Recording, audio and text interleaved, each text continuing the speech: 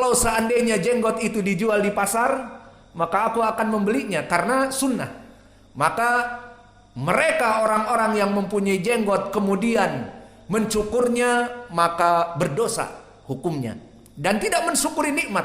Berapa kaum muslimin terutama orang Indonesia yang memang gennya jenggotnya kurang, maka banyak dari kita bapak-bapak tidak punya jenggot. Namun di sana ada sebagian yang mempunyai jenggot, terutama yang gen Arab dan gen yang lainnya seperti Eropa juga, jenggot mereka banyak. Namun karena mereka bekerja jadi tentara ataupun PNS yang mensyaratkan tidak boleh berjenggot, akhirnya mereka mencukur jenggotnya dan menyelisihi sunnah. Maka ini contoh juga dalam ibadah dan dalam lifestyle kita diperintah untuk menyelisihi Yahudi dan Nasara, baik salat, baik dalam keadaan puasa, baik dalam keadaan memanjangkan jenggot dan yang lainnya. Kesimpulannya, keutamaan yang pertama dari sahur adalah dia penjeda dari kelompok kufar yang lainnya, al-Yahud wan Nasara dan kelompok yang lainnya tidak melaksanakan sahur. Kemudian yang kedua, al-fadilah atsaniyah, keutamaan yang kedua dari ibadah sahur, husul al-barakah fihi. Telah datang nas hadis-hadis yang banyak tentang keutamaan sahur. Allah akan memberikan barakah bagi orang yang melaksanakan sahur. Maka Allah memberikan barakah bagi orang yang melaksanakan sahur. Ini keutamaan bagi kita kaum muslimin. Kenapa? Karena tadi kita mengetahui Yahud dan Nasara tidak pernah makan sahur dan memang tidak disyariatkan.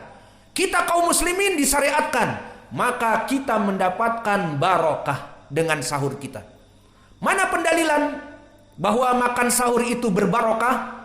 Hadis yang telah kita lewati di pelajaran yang lalu tentang sunahnya sahur, dan di sini terulang. Seperti biasa kita mengulang beberapa hadis dikarenakan masuk kepada bab yang lain. Kalau dulu bab tentang hukumnya sunnah, sekarang bab keutamaan berpuasa. Apa mendapatkan barokah? Maka hadis yang pertama di dalam matan disebutkan hadis muttafaqun alaih dari Anas. Kita hanya sekedar mengulang sekarang dari Anas, lafadznya tasahharu fa inna fis sahuri barokah. Sahurlah kalian karena dengan sahur itu diberkahi. Maka ini dari keutamaan bersahur. Dan begitu pun penulis menyebutkan hadis Abi Hurairah dan hadis Abi Sa'id Al-Khudri dan juga hadis Qurrah Ibnu Iyas, yang mana lafaz-lafaznya sama, tasahharu fa inna fis sahuri barokah. Kita tidak usah membaca sanadnya lagi karena telah terulang. Maka kembali kepada matan, tasahharu fa inna fis sahuri barokah. Pertama, apa makna barokah? Karena kita sering, oh itu barokah, barokah dari Allah, makan sahur barokah. Apa makna barokah? Barokah definisinya adalah subutul khair al-ilahi fi syai', adanya kebaikan dari Allah kepada sesuatu dinamakan barokah.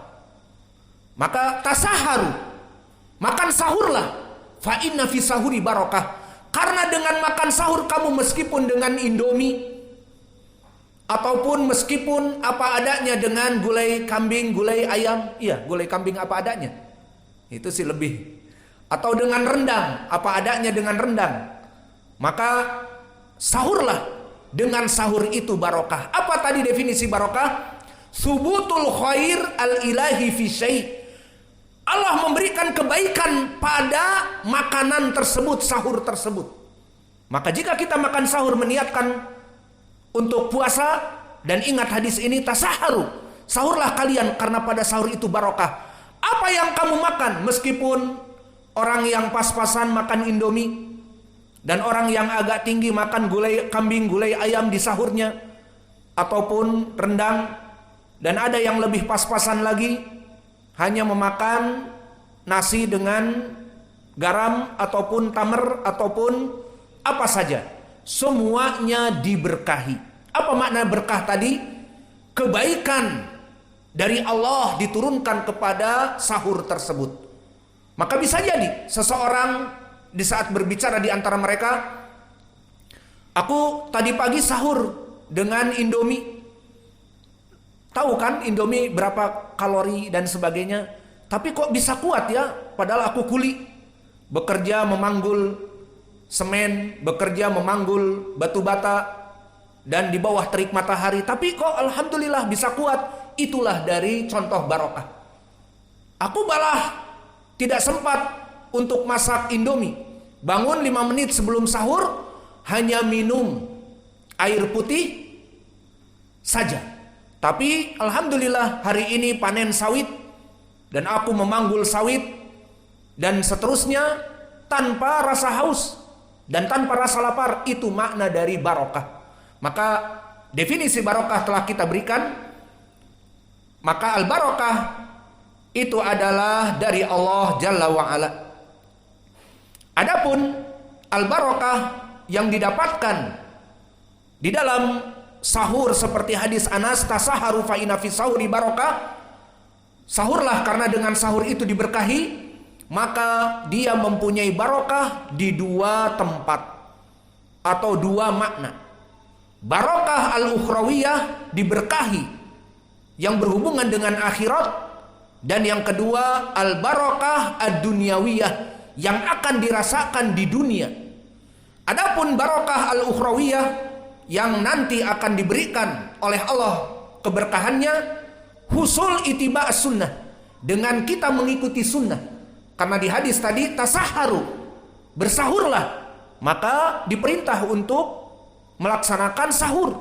Nah, di saat seorang melaksanakan sunnah Nabi, melaksanakan sahur, maka dia akan mendapatkan barokah. Barokahnya dari mana?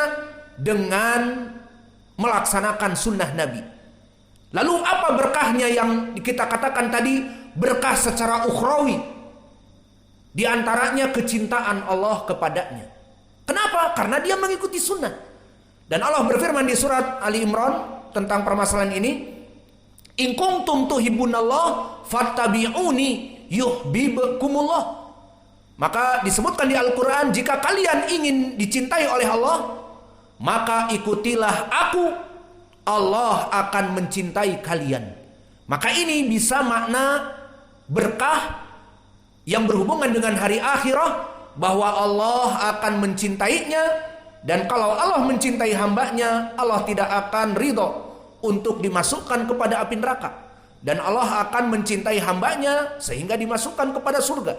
Itu makna dari barokah ukhrawiyah.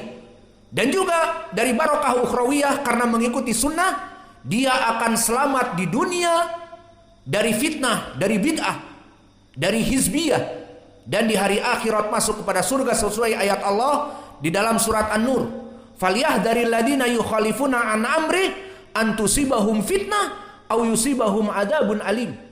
Maknanya falyahdharil ladina yukhalifuna an amri, awas, hati-hati, beware, caution, bagi kalian yang menyelisihi sunnah Nabi. Maknanya tidak mau mengikuti sunnah Nabi. Ima kalian diberikan di hati kalian kecintaan kepada kemaksiatan ataupun kebidahan, atau kalian akan dimasukkan kepada adab api neraka. Maka di sini orang-orang yang menghidupkan sunnah dan mengikuti sunnah Nabi di dunia akan dijauhkan dari bid'ah, dari kesesatan, dan di hari akhirat akan dimasukkan kepada surga. Ini juga dari makna husul al-barokah al-ukhrawiyah. Maka makna tasaharu fa inna fi sahuri barokah, sahurlah kamu meskipun apa adanya, meskipun dengan air, meskipun dengan 1 buah kurma, meskipun dengan rendang, meskipun dengan makanan 4 sehat 5 sempurna ditambah susu dan buah-buahan, maka makanlah karena ada berkah. Apa berkah yang pertama? Berkah ukhrawiyah, Allah akan mencintai kita di dunia dan di hari akhirat. Dan yang kedua, karena kita menghidupkan sunnah, Allah selamatkan kita dari bid'ah, Allah selamatkan kita dari api neraka. Ini makna barokah ukhrawiyah. Lalu barokah apa yang kedua? Barokah ad-dunyawiyah. Maka barokah ad-dunyawiyah seperti apa? Seperti barokah ad-dunyawiyah adalah Allah menguatkan badan kita dengan kita makan. Maka ini makna husul al-barokah ad-dunyawiyah adalah husul at-taqwiyah. dengan melaksanakan sahur. Maka orang yang melaksanakan sahur, apalagi di pelajaran yang lalu telah kita bahas, sahur yang terbaik di saat kita mendekati kepada waktu fajar yang kedua, mendekati adzan.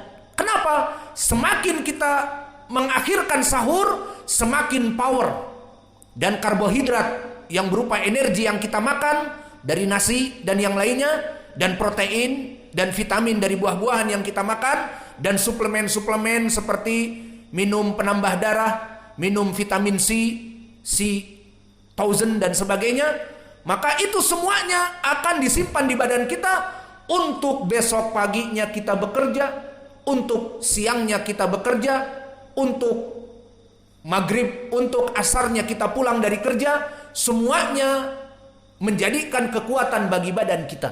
Ini juga dari makna barokah. Maka dari sini keutamaan memakan sahur adalah mendapatkan barokah. Apa definisi barokah tadi? Kebaikan dari Allah, Allah berikan kepadanya. Maka bisa jadi dari sahur kita yang apa adanya, sumber kekuatan bagi kita, pertama. Yang kedua, bahkan sumber kesehatan. Saya dengan sahur itu kok badan ini enak. Padahal di hari-hari tidak puasa badan ini lemes. Tetapi justru malah dengan puasa dan makan sahur malah enak, karena Allah memberikan barokah. Dan dengan melaksanakan sahur dengan baik, maka dia di siang hari akan menjadi kuat. Itulah dari barokah. Maka inilah dua perkara yang bisa kita berikan dari keutamaan sahur.